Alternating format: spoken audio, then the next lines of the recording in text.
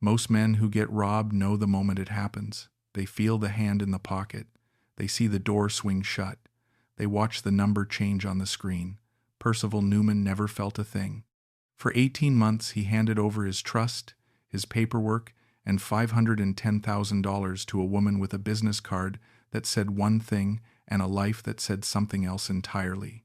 He was 70 years old, a retired businessman from Austin, Texas, a man who had closed deals, managed contracts, and built a company from a spare bedroom into something worth selling.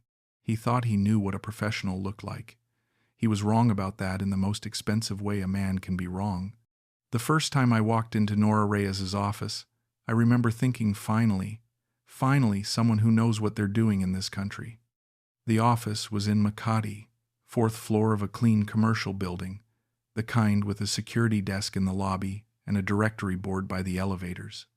Her name was on the board, Reyes Legal Consultancy, Suite 412. When I got off the elevator, there was a small reception area with 2 chairs and a woman at a desk who asked my name and offered me water. There were framed certificates on the wall behind the reception area. There was a bookshelf visible through the glass partition to the inner office, lined with legal volumes that looked well used rather than decorative. When Nora came out to greet me, she was wearing a dark blazer and carrying a padfolio, and she shook my hand the way people shake hands when they mean it, firm, steady, looking directly at me. I had been in the Philippines for 4 months at that point, trying to navigate a property purchase that had become more complicated than I expected, and I was desperate for someone competent, someone I could trust to handle the legal side of things properly, someone who spoke the language of contracts and registrations and deed transfers in a country whose legal system I did not understand and whose bureaucratic architecture seemed designed specifically to confuse people like me. Nora Reyes seemed like the answer to all of that. She was 44 years old. She had, she told me, 12 years of experience handling property and investment matters for foreign nationals. She mentioned several American and Australian clients. By general description, she was discreet, she said, about naming names, which struck me at the time as professional rather than evasive. She spoke about the Philippine property registration system with the fluency of someone who lived inside it daily. She asked sharp questions about my situation and took notes on a legal pad with the focused efficiency of someone who has heard many versions of the same problem and knows exactly which details matter. I hired her that same day, gave her a retainer of $8,000, and told her I'd be in touch with the full documentation on the property I was looking at. Walking back to the elevator, I felt the particular relief of a man who has been carrying a weight alone and has finally found someone to share it with. I didn't know yet that the weight was about to get much heavier. Let me go back a little, because the property question didn't arrive in isolation. Nothing this expensive ever does. I sold my business, a commercial equipment supply company I'd spent 22 years building in Austin when I was 67. Sold it to a private equity group for a number I'm not going to specify, but that was enough to retire on comfortably without ever needing to work again, which had been the plan and the goal for more years than I could count. My ex-wife Carol got her portion through the divorce settlement that had been finalized 2 years before the sale, so by the time I had the money, it was mine alone to do something with. My son Derek was in Denver, established in his own career, with a wife and a young daughter I didn't see nearly enough of. My daughter Lynn was in Portland, doing something in tech that I only half understood when she explained it. They were both fine. They were both settled. They didn't need anything from me in any urgent material sense. And while I loved them and spoke to them weekly, they had their own lives, and I was honestly, plainly alone in a way that a good investment portfolio and a nice house in Travis County couldn't fix. The Philippines had come into my thinking through a business contact named Pete Gallagher, a former client who had retired there 3 years earlier and who sent me occasional messages about the cost of living, the weather, the pace of things, and what he called the general intelligence of a life lived at a slower speed. Pete was 65, healthy, and described himself as the most rested he'd been since his 20s. When I sold the business and started looking at what came next, Pete's messages started to feel less like pleasant dispatches from abroad and more like an argument I was losing. I flew out in January for what I told myself was a reconnaissance trip. 6 weeks to look around, assess things, see whether the life Pete described was real or the kind of thing people construct to justify a choice they've already made. What I found was that it was largely real. The climate suited me. The food was extraordinary.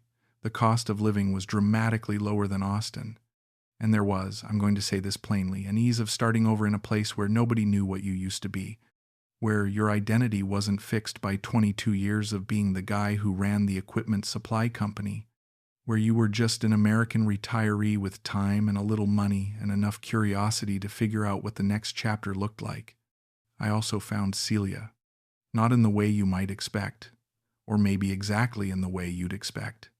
I met Celia Romero at a dinner organized by Pete at his place in Bonifacio, Global City, a mix of expats and local professionals, the kind of evening that happens frequently in that world when people are making their social circles from scratch.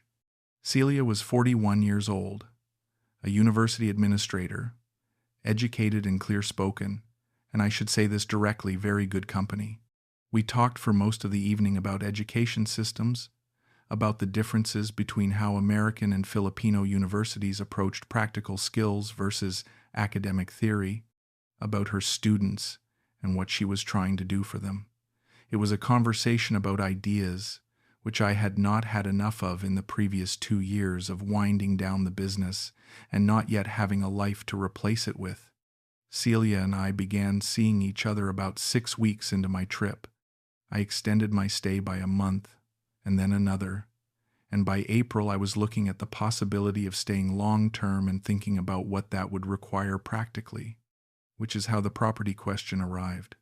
If I was going to make the Philippines a real base, rather than an extended vacation, I needed to understand what I could and couldn't own, what the legal framework looked like, what my rights and limitations were as a foreign national.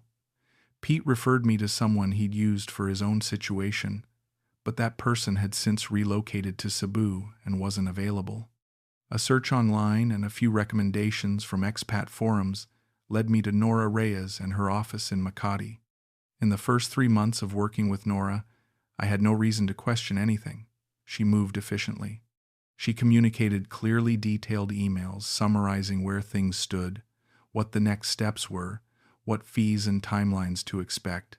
She explained the principle that foreign nationals cannot directly own land in the Philippines, walked me through the condominium option that allows foreign ownership, and guided me toward 2 properties that fit my situation, a condo unit in BGC and a smaller unit in Cebu that I was considering as a base for when Pete and I made the travel plans we kept discussing. She submitted documentation, filed applications, corresponded with developers and registration offices, and reported back to me at every stage with the kind of detail that made me feel informed rather than dependent. The fees accumulated in a way that felt consistent with what I understood the process to involve.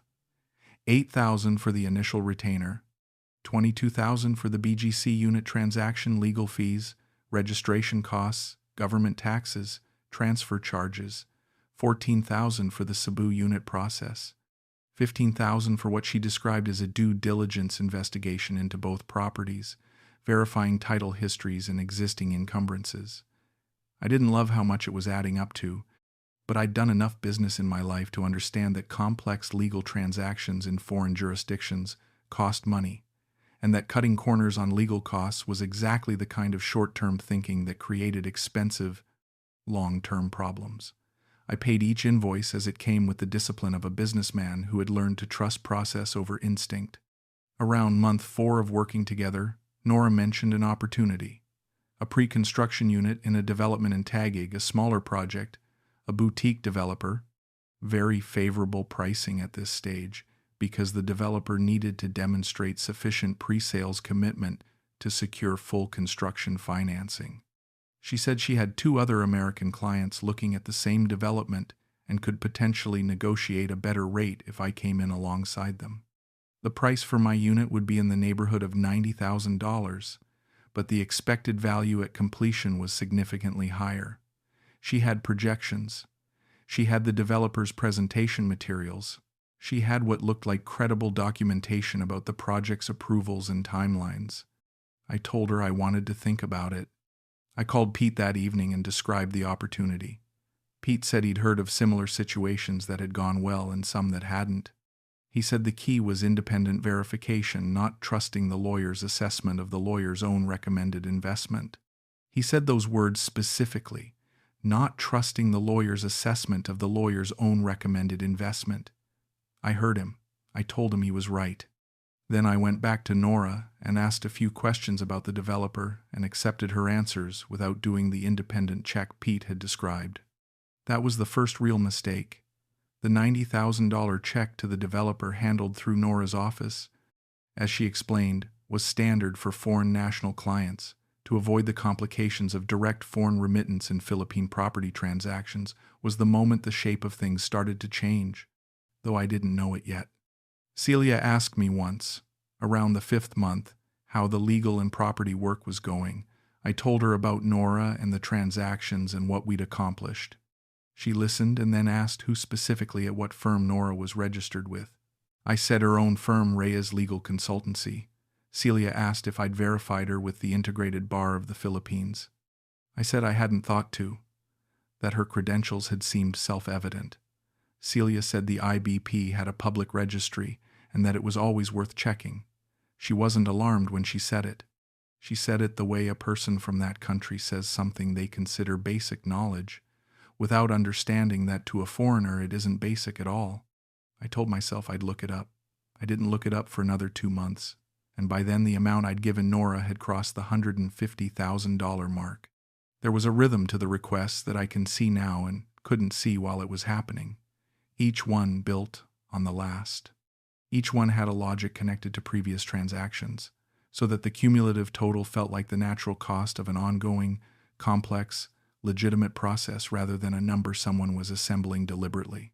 Legal fees for the BGC closing, an unexpected additional registration fee that Nora explained was a result of recent regulatory changes, a disbursement for the Taguig developer for a change order on the unit specifications I had requested. I had requested a bathroom modification, and the change order paperwork she showed me looked precise and specific. A transfer fee that had increased because the transaction had crossed a calendar year boundary and the tax basis had recalculated. Each explanation was detailed enough to be plausible and technical enough that questioning it felt like admitting ignorance I didn't want to admit. Around the 8-month mark, something shifted in the texture of our interactions in a way I registered without being able to name. Nora's response times lengthened slightly. Where she had previously replied to emails within a day, it started taking 2 or 3. When I called, I reached her assistant more often than I reached her directly. When we did speak, the calls were slightly shorter, slightly more efficiently terminated, slightly less given over to the explanation and contextualizing she had previously offered readily. I told myself she was busy. She was managing multiple clients. The slowdown in communication was normal fluctuation, not signal. I told myself these things, and I believed them because the alternative that something was wrong with an arrangement into which I had already placed substantial trust and substantial money was a conclusion I was not ready to draw. The 10-month mark brought the largest single request. Nora called me, not emailed, which in retrospect was meaningful. She knew this one needed a voice rather than a paper trail. She explained that the BGC property transaction had encountered a complication. The previous owner of the unit had an unresolved tax lien that had surfaced during the final registration process, and the resolution of that lien required a payment that would then be credited against the transaction total. The amount was $80,000. Without it, she said, the registration would be delayed indefinitely and could potentially void the transaction. She said she was sorry, that this kind of late-stage complication was rare but not unheard of, and that once resolved it would clear the title completely and put us in a very clean position. I sat with the phone in my hand after the call ended, and I felt something in my stomach that I should have listened to. Not alarm, exactly, more like a heaviness, a resistance, the physical sensation of a part of me that didn't want to do the thing I was about to do. I called Pete. He was at dinner and could only talk for a few minutes. He said it didn't sound impossible, that title issues in Philippine property were genuinely common, but that I should ask for the documentation on the lien before paying anything. I said I would.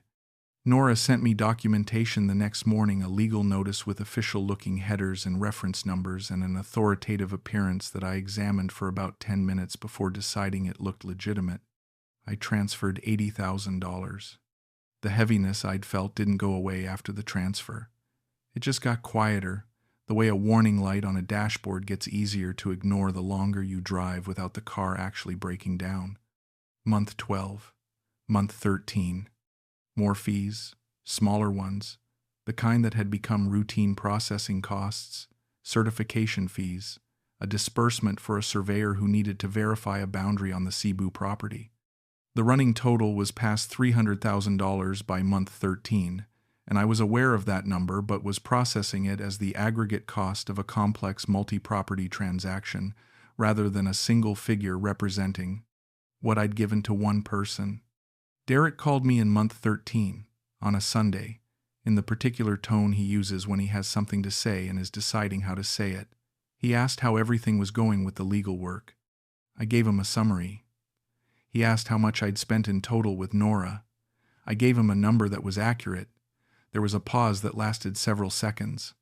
Then he said, "Dad, that's a lot of money to have in the hands of one person in a foreign country." I said I was aware of that. He said, "Have you verified her credentials independently?" I said her credentials had been apparent from the outset. He said, "That's not the same as verifying them."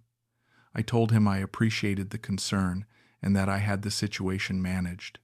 After that call, I sat in my apartment for a while thinking about the word verifying, about how I had never actually done it, about how the certificates on the wall and the business cards and the official-looking documents in the office with the directory listing had been sufficient for me, and about whether that sufficiency was judgment or convenience.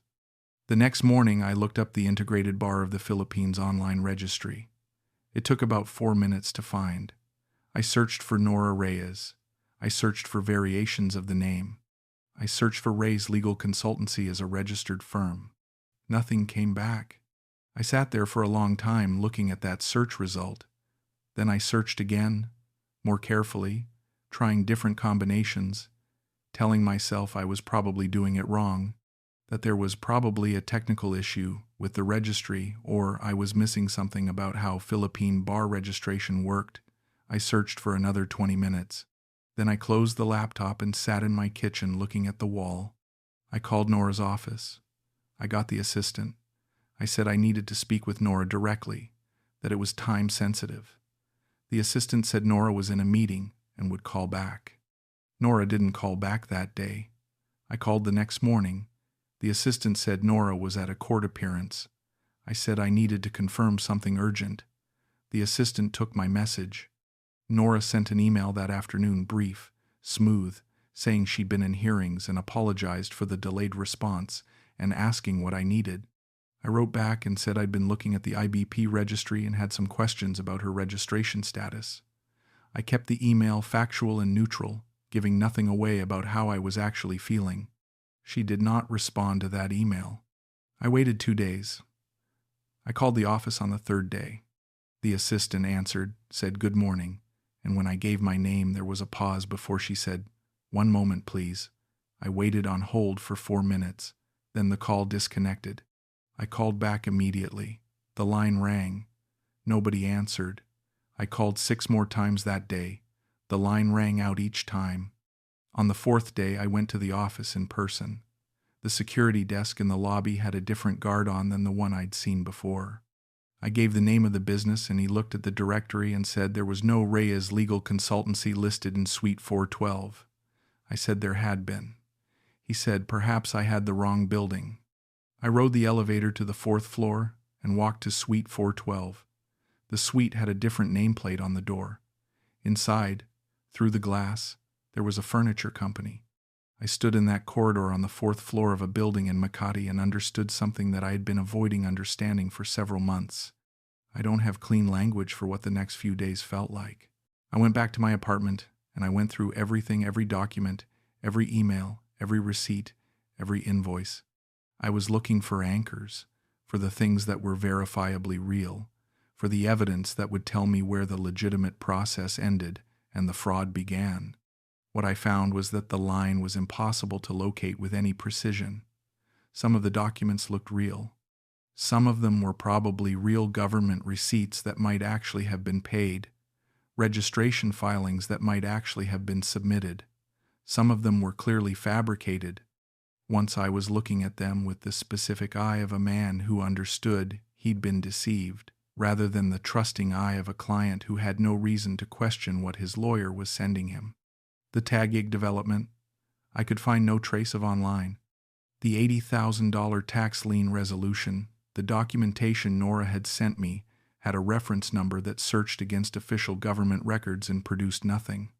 I called Pete. I told him what I'd found.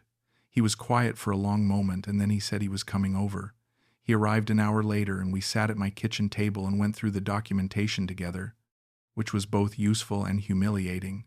Useful because Pete had been in the Philippines long enough to know what authentic government documents looked like in their formatting details, and humiliating because watching another person identify the signs of forgery in papers you had accepted without question for 18 months is not a comfortable experience. Pete found his own lawyer, a proper one, someone he knew personally, a woman named Attorney Gavino, who was registered with the IBP and whose credentials Pete had verified himself when he'd worked with her on his own property matters. She met with me the following morning. I brought every document I had. Attorney Gavino spent 3 hours with the papers and then sat back and told me what she'd found. Nora Reyes was a paralegal. She had worked for 2 different law firms over the previous decade, both of which she had left under circumstances that Attorney Gavino described as clouded, and neither of which had resulted in formal proceedings for reasons that involved the complexity of proving professional misconduct in Philippine legal culture. She had apparently been operating the consultancy for about 2 years, presenting herself as a licensed attorney, handling transactions for foreign nationals who were unfamiliar enough with the Philippine legal system to be unlikely to verify her credentials.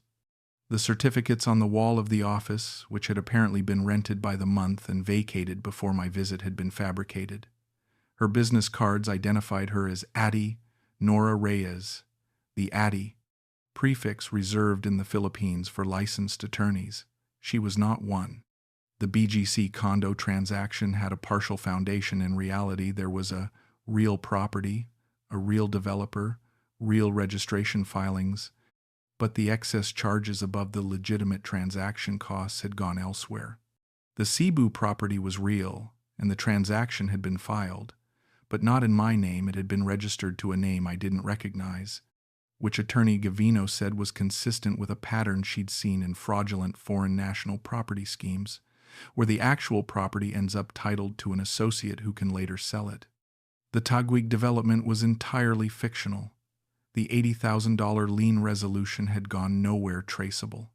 Attorney Gavino's best accounting of the legitimate portion of what I'd spent, actual fees for actual services, actual government payments, actual registration costs, was somewhere between $60,000 and $80,000. The remainder, which she put at somewhere between $430,000 and $450,000, had simply gone. The total I had given Nora across 18 months was $510,000. I sat in Attorney Gavino's office after she finished speaking, and I did the thing people do when a number is too large to process immediately. I didn't react. I just sat there with it, the way you sit with something heavy that you've just been handed and aren't sure yet whether you're strong enough to carry. Attorney Gavino was honest with me about recovery. She said the chances of recovering the fraudulently extracted funds were very low. Nora had almost certainly moved the money through multiple accounts in ways that were difficult to trace, without a clear fraudulent intent established through a criminal proceeding, which was possible, she said. But slow and uncertain civil recovery was limited by the same inability to trace where the money had actually gone. She said I could file a complaint with the Integrated Bar of the Philippines, which had jurisdiction over practicing attorneys, but since Nora was not a licensed attorney, the IBP's authority over her was indirect. I could file a criminal complaint for estafa and falsification of documents, which she recommended, but she was honest about timelines. Philippine criminal proceedings moved slowly, and conviction did not guarantee recovery. I told her to file the criminal complaint. She said she would. She said I should also know that the property situation was going to require additional legal work to untangle legitimate legal work, properly billed, and that some of what had been filed fraudulently in my name or mishandled could potentially be salvaged, though not all of it. The BGC unit was in the most recoverable position. The Cebu property was complicated. I told her to do what she could.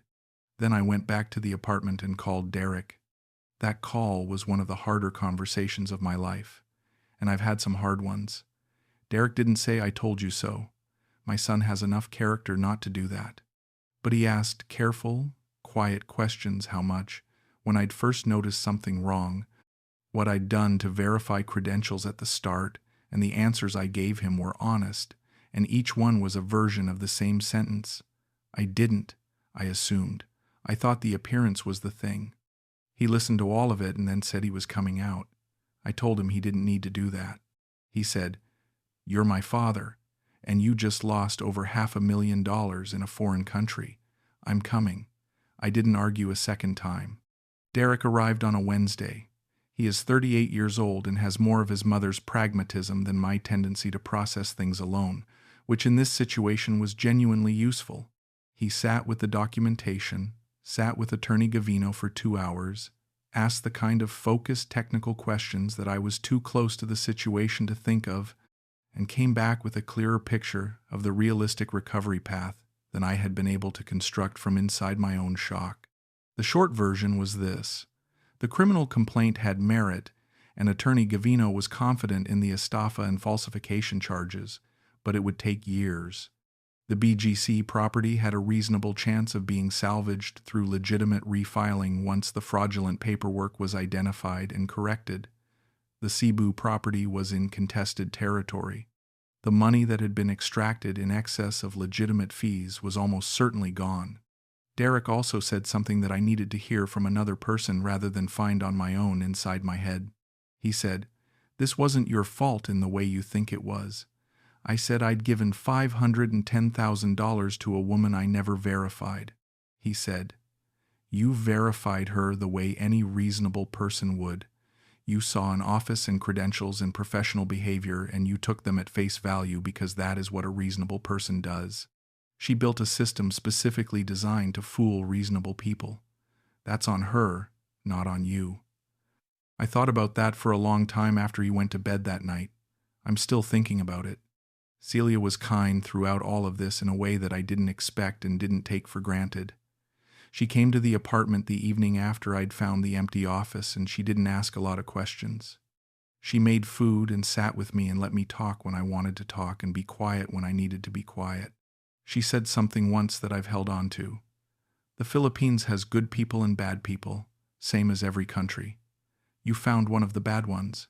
That's not what the Philippines is. I told her I knew that. She said, "Make sure you know it. I'm still in Manila." That might seem like an unlikely choice after everything that happened, but the logic of it is straightforward enough that I can explain it without feeling I need to defend it.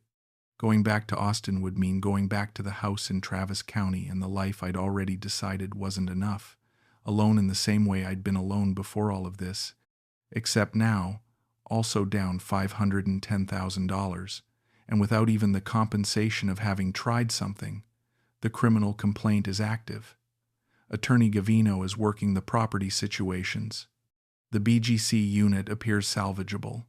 These things require my presence, or at minimum, my proximity, and being in Manila makes it easier to be part of the process rather than a distant participant. Pete has been steadier than I probably deserved, given that he referred me to the first lawyer who didn't work out and thereby created the gap that Nora Reyes filled.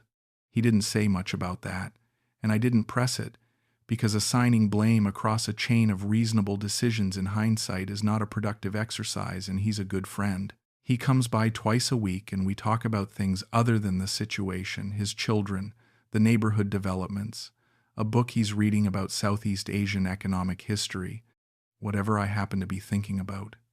He has the gift of not treating me like a disaster, which is the most valuable gift available at the moment. The financial picture is not catastrophic in the sense of being materially desperate. I still have resources beyond what went to Nora, and the business sale had been substantial enough that even the worst-case recovery scenario leaves me with a livable position. But $510,000 is $510,000, and the practical impact is real. The shape of what I'd planned for the next 20 years, property here, property eventually elsewhere, a comfortable and well-funded later life has been recalculated. The numbers still work, but they work with less room, less margin, less of the ease that I'd worked hard for and had expected to keep. What I've been sitting with more than the money is the question of how it happened. Not the mechanics of it, I understand the mechanics now. Attorney Gavino walked me through the structure of what Nora had built and how it worked. What I mean is the internal question of how a man with 30 years of business experience, who had sat across tables from people trying to get the better of him in 100 different ways, who prided himself on his ability to read situations and protect his interests, how that man accepted a fabricated professional identity for 18 months without once performing the basic verification that would have exposed it in 4 minutes. The honest answer is that I accepted the performance because accepting it was easier than questioning it, and questioning it felt like an insult to a professional relationship I found useful, and finding it useful felt like enough of a reason to let the comfort of that usefulness override the diligence that a cooler head would have insisted on. I was not in a cool-headed phase. I was in the middle of rebuilding a life in a foreign country, navigating an unfamiliar legal and property system, managing a new relationship, constructing something from scratch in my 70s. I wanted things to be simple. Nora Reyes made the complicated parts seem simple. That was her actual product, not legal services, but the appearance of competent management of problems I was too busy or too eager or too relieved to want to examine closely. There's a thing I've noticed about the way confidence fraud works, which is something I've spent considerable time reading about since all of this happened. Not because knowledge after the fact changes anything, but because I find it helps to understand the shape of what you experienced. The most effective confidence fraud doesn't target stupid people. It targets intelligent people who have specific blind spots created by their circumstances.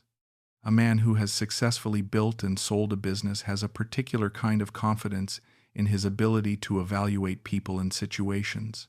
That confidence is generally warranted, but it can create a blind spot in exactly the situations where the confidence doesn't transfer situations outside the domain where it was earned. I knew how to evaluate a vendor in the commercial equipment industry. I knew how to assess a potential hire for my company. I did not know how to evaluate a lawyer in the Philippine legal system, and my confidence in my general evaluative ability carried over into a domain where it had no foundation. Nora found that gap and set up her office right inside it. The criminal complaint is proceeding. Attorney Gavino updates me monthly. There was a warrant issued for Nora's arrest in the 3rd month of proceedings. There have been delays of the kind that Philippine criminal proceedings apparently reliably produce. Attorney Gavino is patient and direct about expectations. She says conviction is likely, given the volume of documentary evidence, but she would not make any representation about timeline. I have stopped expecting speed and started expecting process. That adjustment has helped. The BGC property situation resolved more favorably than I dared hope. Attorney Gavino was able to work with the developer and the registration office to establish that the original transaction intent was legitimate, that I was the rightful purchaser, and that the fraudulent processing had been the act of the agent rather than the parties to the underlying transaction.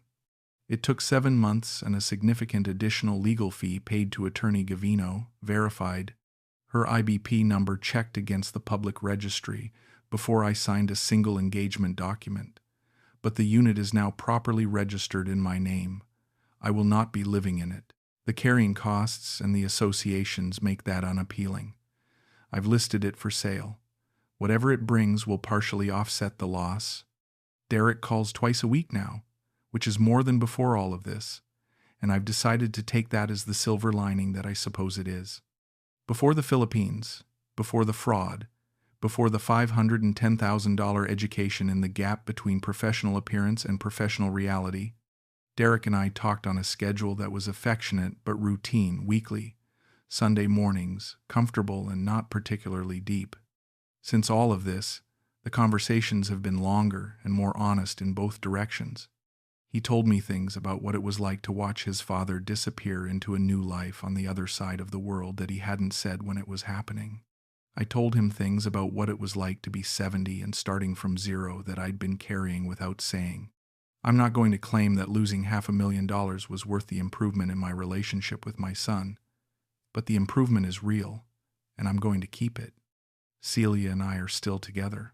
She is careful with me in a way I notice and appreciate, not protective in a way that makes me feel diminished, but thoughtful about the specific kinds of pressure that the situation puts on a person. She has introduced me, with deliberate casualness, to several people in her professional circle, lawyers, administrators, academics whose credentials are unambiguous and whose engagement with me has the quality of disinterested friendliness rather than any kind of commercial interest. I understand what she's doing and I'm grateful for it. She's giving me evidence, human evidence, that professional competence and good faith exist in the same country where Nora Reyes built her office. What I want to say to anyone who might hear this story is not what you probably expect me to say. It isn't a warning about the Philippines. The Philippines is a country of 115 million people, and Nora Reyes is one of them, and the ratio matters. It isn't a warning about trusting people, because a life lived without trust is not a life I'd recommend even at the price I paid for extending it. What I want to say is simpler than either of those things. Verify. Not because the world is full of people trying to deceive you, it mostly isn't, but because verification costs almost nothing, and in a foreign legal system where you have no independent baseline for what competent looks like, the appearance of competence is the exact thing that can be manufactured most cheaply and most convincingly. The integrated bar of the Philippines registry is online and public and free to search. That search, 4 minutes, done before I wrote the first $8,000 check, would have changed everything. I didn't do it because I didn't know to do it, and I didn't know to do it because I'd never operated in a context where the professional sitting across from me might not be what the nameplate said. Now I know. Now you know too. The sun comes up early in Manila, and the light when it arrives is the kind that makes even a complicated situation feel briefly negotiable. I sit on my balcony most mornings with coffee and I watch the city start moving and I think about what I'm doing here and whether it's the right thing, and most mornings I arrive at the same answer, which is that the alternative was worse. I came looking for something, a different version of the next 20 years than the one that was available in Austin. I got a detour I didn't plan for and a loss I didn't deserve. But the thing I came looking for is still here, or something close enough to it that the search was not wasted. I'm 70 years old. I have built things before. I have lost things before. Not usually this many dollars at once, and not usually to a scheme this deliberate. But loss is not new to me, and rebuilding is not new to me, and the particular kind of humility that comes from discovering a significant gap in your own self-knowledge is something a man of 70 should probably be capable of. Absorbing. I'm absorbing it. Some days better than others. Most days well enough. That's where I am. That's the whole story, or as much of it as I'm ready to tell. The rest is still being written.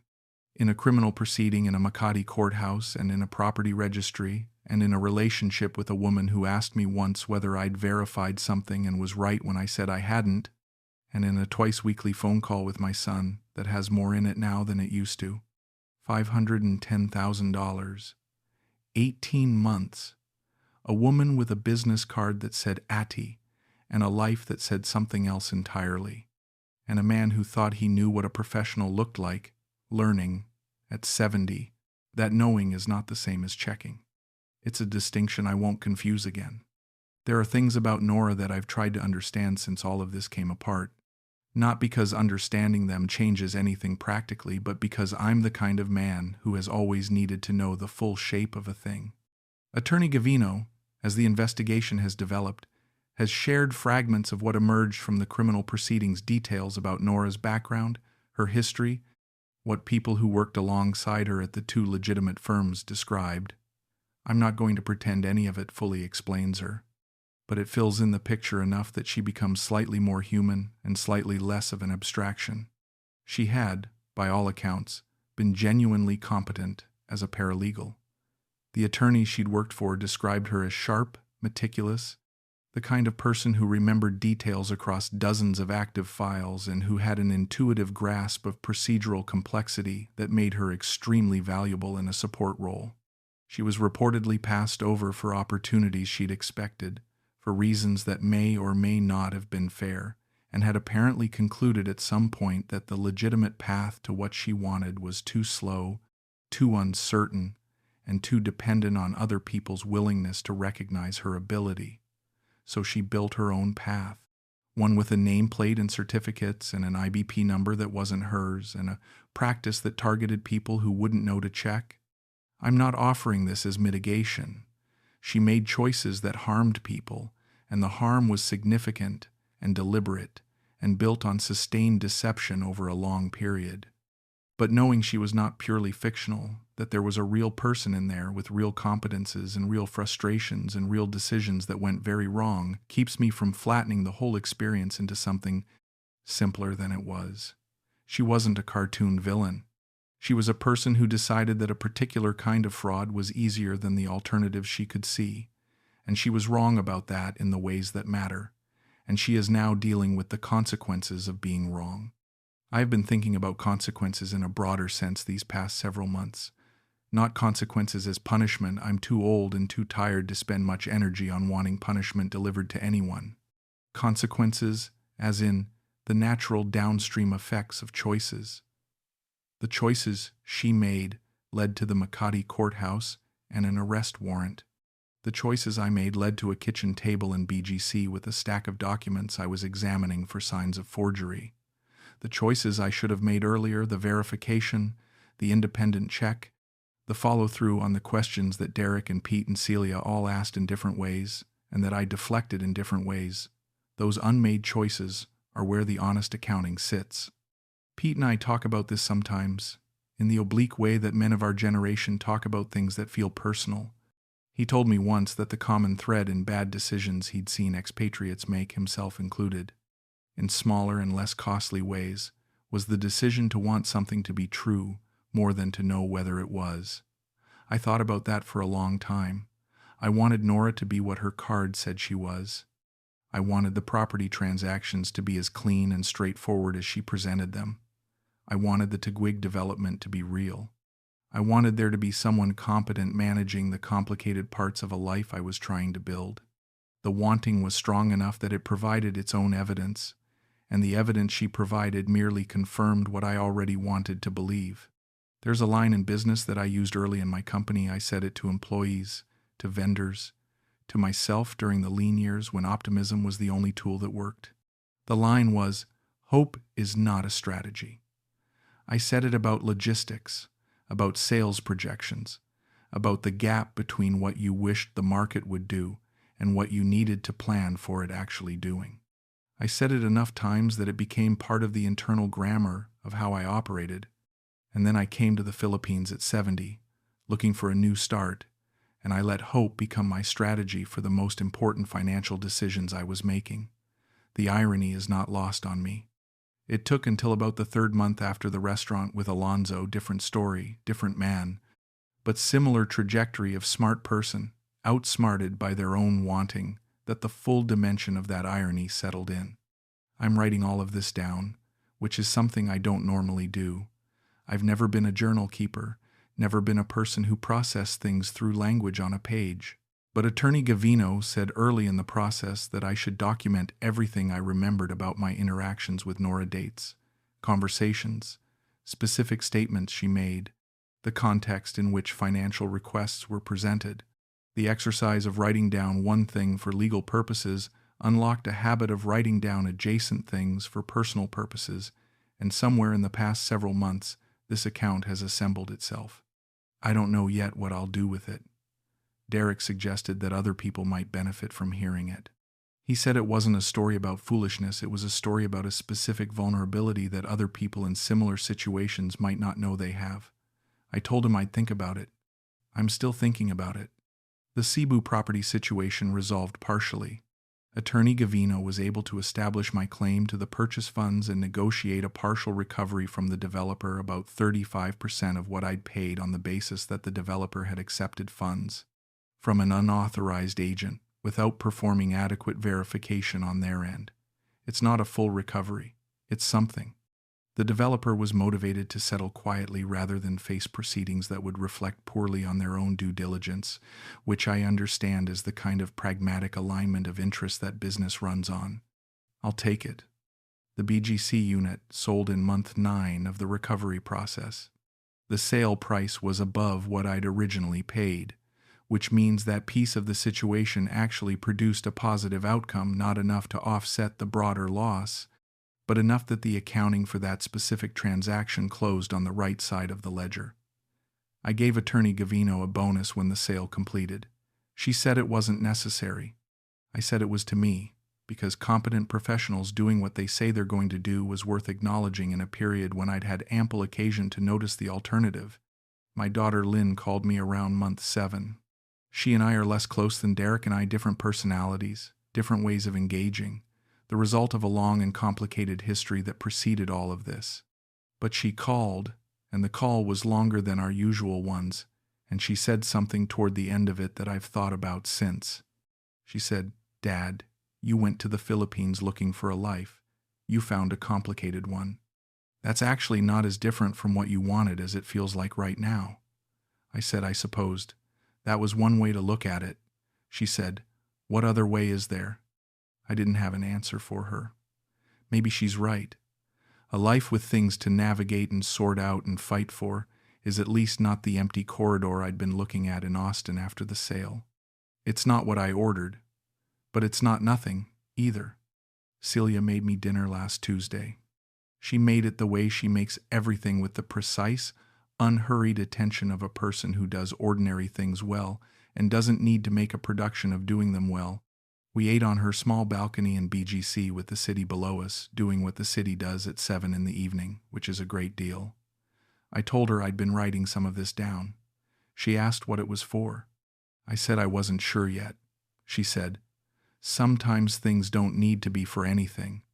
Sometimes they're just the record." I thought that was true. I said that was true. She poured more water, and we talked about something else, and the city kept moving below us, and the evening was ordinary in the way that ordinary evenings are, which is to say it was fine and present and real and mine. That's what I'm trying to get back to, if I'm honest about what the goal is from here. Not the $510,000 that's gone, and the portion that's recoverable is being recovered through the proper process, and the rest I have filed under expensive education and moved on from. Not the version of this life where everything went cleanly and the properties registered properly and Nora Reyes was who her business card said she was. That version doesn't exist, and there's no point building a future around a fiction. What I'm trying to get back to is just ordinary evenings, conversations that have nothing to do with legal proceedings, the slow construction of something that feels like a life in a city I chose for reasons that still make sense even after everything that happened inside it. I'm going to visit Derek in Denver in the fall, meet my granddaughter properly, not over a screen. I haven't been back to the States since all of this started, and the pull of the familiar is real in a way I'm not going to fight. I'll stay for a month, come back to Manila in November when the heat has eased slightly and the city has a different quality in the early mornings that Pete told me about once and that I want to find out if he's right about. 70 years old, retired businessman from Austin, down $510,000 and counting what I have rather than what I've lost, which is harder some days than others but is the only version of this that leads anywhere useful. The paralegal with the business card that said Addie is facing criminal proceedings. The legitimate lawyer who found the fraud is doing her job. The properties are sorted as well as they're going to be sorted. The son calls twice a week. The woman made dinner Tuesday. The city moves outside the window. Some mornings on that balcony I still feel the specific weight of having been wrong in a way I should have caught sooner. I don't expect that to go away entirely, but some mornings it's lighter. And lighter, at 70, after all of this, is enough to work with.